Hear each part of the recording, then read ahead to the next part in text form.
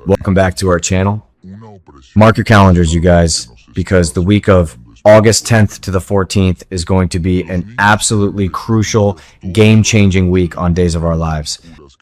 We are talking about massive international hostage situations, crumbling corporate empires, and emotional devastation that will leave us in tears. The writers are pulling no punches as we head deeper into the summer sweep's fallout, and the stakes have literally never been higher for some of our favorite legacy characters. If you thought the drama in Salem was intense, just wait until you see what is happening across the globe. Let's pivot right to the high-stakes standoff in Alamainia. We have Rafe Hernandez trying to play international super cop, but let's be real for a second. He has absolutely zero jurisdiction there. He is operating outside of the FBI, and the ISA cannot just magically extradite someone without a mountain of red tape. Dimitri von Leuschner knows this, and he is absolutely laughing in Rafe's face. Dimitri is not even entertaining the thought of making a deal with Rafe. And honestly, I don't blame him. Dimitri has the ruthless blood of Megan Hathaway running through his veins, and he knows how to exploit international immunity just like his grandfather, Stefano DiMera, used to do back in the 90s. Rafe strutting in there demanding Gwen's release is almost comical because he holds absolutely no cards in this negotiation. But here is the kicker. Leo Stark is stepping up to the plate. Can you believe it? Leo, who is currently being held as a secondary hostage alongside Gwen, decides to play negotiator. He looks Dimitri dead in the eye and says, if you don't want to deal with Rafe, then deal with me. This is where the psychological tragedy of Leo Stark really shines.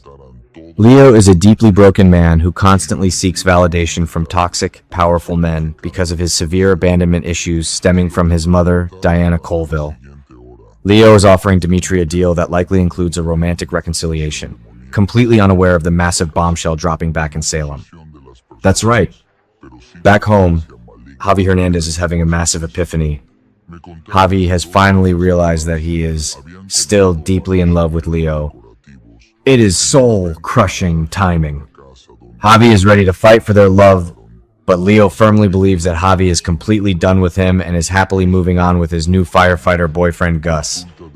Because Leo feels rejected and entirely alone in the world, he is dangerously close to throwing himself back into Dimitri's toxic web just to feel wanted. If Dimitri accepts Leo's desperate deal, it is going to completely derail Javi's realization and create a heartbreaking, messy love triangle that could take months to untangle. Speaking of Gus, a lot of fans are starting to connect some very suspicious dots, and I am totally on board with this theory. What if Gus is the mystery culprit who stole Gabi's designs and manufactured those counterfeit Gabi chic bags? Think about it. Gus has been lingering in the background, and if Javi suddenly dumps him to run back to Leo, Gus is going to snap. I actually think Gus is a total lost cause at this point, and if his heart gets broken, he is going to go scorched earth.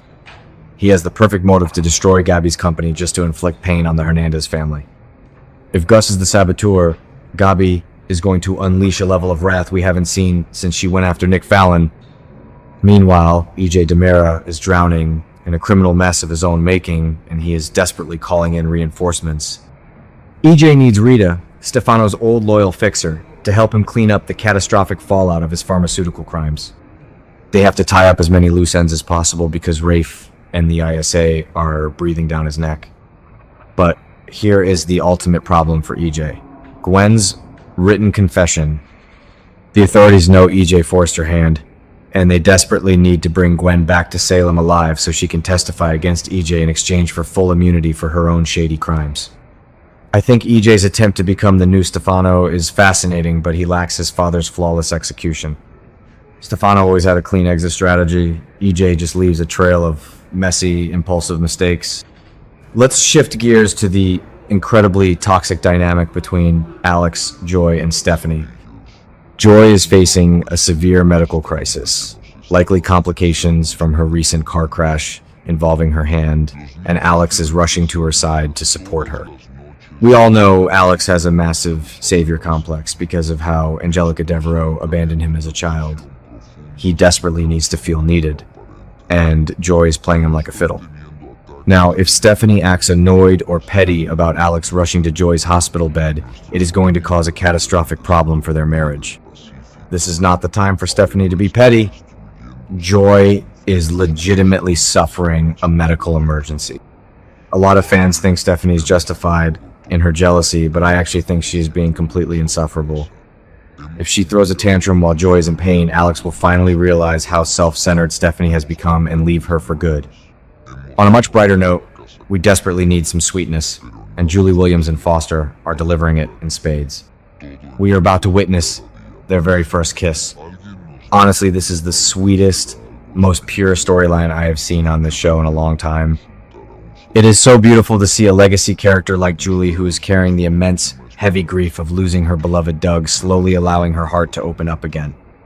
It feels earned, respectful, and deeply emotional.